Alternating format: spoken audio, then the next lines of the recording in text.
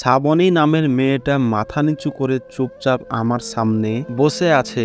আমি মুচকি হেসে শ্রাবণীকে বললাম, তরকারিতে লবণ বেশি দেওয়ার কারণে আমার বাবা মায়ের ডিভোর্স হয়। শ্রাবণী অবাক চোখে আমার দিকে তাকাতেই আমি হেসে বললাম, কি আশ্চর্য লাগছে বিষয়টা, তাই না? ঠিক আছে, আমি তাহলে পুরো ঘটনাটা খুলে বলি। আমি তখন ক্লাস 5-এ পড়াশোনা করি। একদিন রাতে খেয়াল করি বাবা খুব রেগে মেগে বাসায় ফিরে মাকে বলল, টেবিলে তাড়াতাড়ি খাবার দাও। খাবারটা গরম করতে মার একটু দেরি হচ্ছিল, আর এটা দেখে বাবা ডাইনিং টেবিলে রাখা কাচের 2টা গ্লাস ভেঙে ফেলল।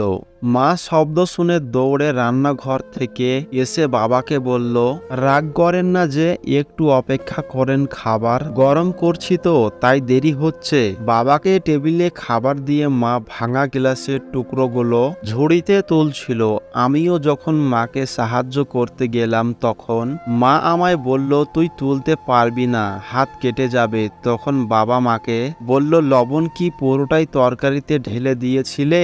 মা তখন মাথাটা নিচু করে বলল, তরকারিতে আসলে লবণ একটু বেশি হয়ে গিয়েছে, অল্প তরকারি নিয়ে একটু কষ্ট করে খেয়ে নেন। আসলে আমি বুঝতে পারিনি লবণ এতটা বেশি হয়ে যাবে।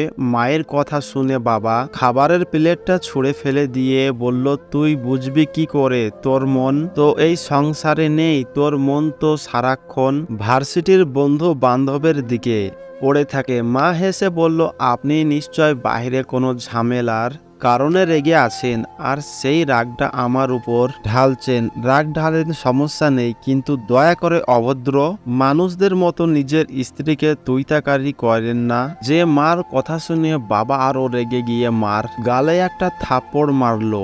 মা এক হাতে নিজের গালটা ধরে, আরেক হাতে আমায় ধরে অন্য রুমে যেতে যেতে বাবাকে বলল, আপনি এখন খুব রেগে আছেন, তাই এই ভুল কাজটা করে ফেলেছেন। আপনার রাগটা আগে কন্ট্রোল করেন, তারপর সকালে আমায় একবার সরি বলে দিয়েন। আমি আর কিছু মনে করব না, কিন্তু নেক্সট টাইম আমার গায়ে হাত তোলার কথা চিন্তাও করেন না। যে এই কথা বলে মা যখন আমায় নিয়ে অন্য রুমে যাবে তখন বাবা মাকে আরো একটা থাপ্পড় মেরে বলল, তোকে আবারও মারলাম, এখন তুই কি করবি বল? থাপ্পড়টা খাওয়ার পর মা বলল, কি আর করব, তোকে ডিভোর্স দিব। যে মা বাবাকে আপনি বাদে কখনো কথা বলতো না, সেই মা শেষ বেলায় বাবাকে তুই করে কথা বলে। সেই রাতেই আমাকে সাথে নিয়ে বাসা থেকে বের হয়ে গিয়েছিল।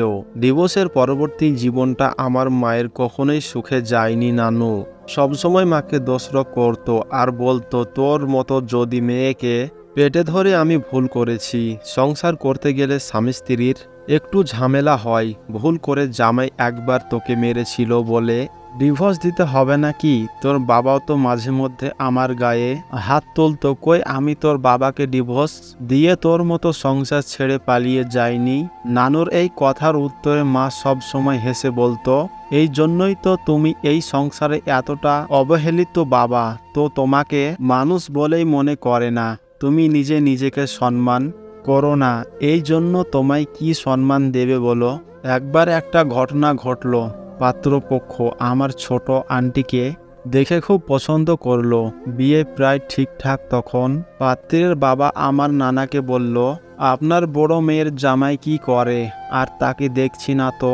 নানা আমতা আমতা করে বলল, বড় মেয়ের জামাই ব্যবসা করে, অনেক বড় ব্যবসা ওদের, ব্যবসার কাজে ব্যস্ত, তাই আজ আসতে পারেনি। মা তখন হেসে বলল, কেন মিথ্যা বলছো বাবা? সত্যিটা ওদের বললেই হয়।